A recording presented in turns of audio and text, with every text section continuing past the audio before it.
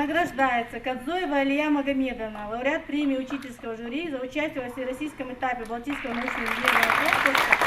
Для учеников школы, лицей, детский сад провели торжественное мероприятие. 2 школьниц наградили за успешные выступления на Балтийском научно-инженерном конкурсе в Санкт-Петербурге. Сегодня они своим примером вдохновляют одноклассников. Так подрастающее поколение быстрее осознает, что разбираться в науке – это интересно. Поздравить лауреатов конкурса пришел председатель городского совета Магаса Хаваш Дарсик. Большая заслуга в этом, конечно, ваши родители, ваши преподаватели, за что им огромное спасибо.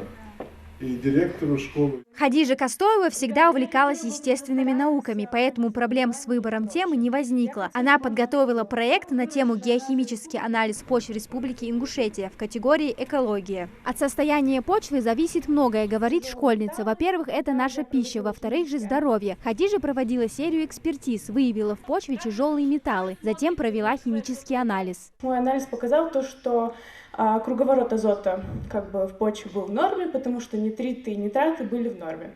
В больших концентрациях я обнаружила только сульфаты и аммоний. Аммоний, как мы знаем, это большой токсин, но я нашла его только в маленьких концентрациях.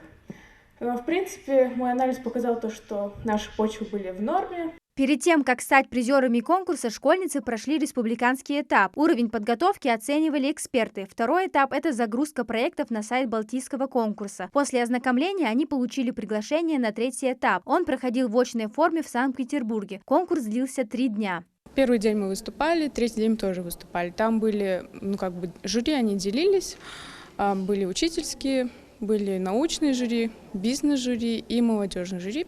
Они подходили к нам, спрашивали, оценивали. Каждый шел туда, где его секция. Алия Кадзоева с 9 класса участвует во всех научных конференциях в своей школе. Сначала это были республиканские конкурсы, теперь же она вышла на более высокий уровень. Подготовила проект под названием «Резистентность бактерий и их способности к созданию биопленок как элемент выживаемости» в категории «Биология». Есть бактерии, которые вырабатывают устойчивость к различным препаратам, говорит Алия. В зависимости от того, какие инфекции они вызывают, нужно знать, какие антибиотики и препараты необходимо применять.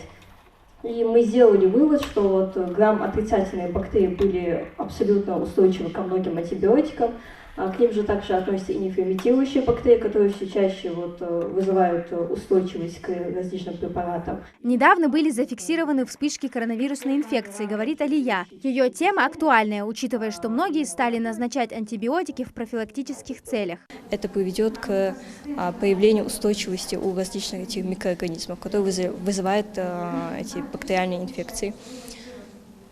И для того, чтобы излечить вирусную инфекцию, нужно дать нашему иммунитету самому с этим бороться. И также поддерживать, пить чаи с лимоном, витамин С, Д принимать, но ни в коем случае антибиотики не нужны. Весь процесс создания проектов курировали научные руководители. Они помогали в выборе темы и материалов. Нужно обучать, опять же, технике безопасности, связанной с работой с реагентами, в каком случае, как понять, что действительно реакция прошла или нет, что не было никаких ошибок. Нужно, чтобы у них вообще создалось понятие, что информация всегда должна быть достоверна, и результат, который они получают, его надо проверять. И так как-то поэтапно разбирались со всеми проблемами, которые возникали в ходе исследования.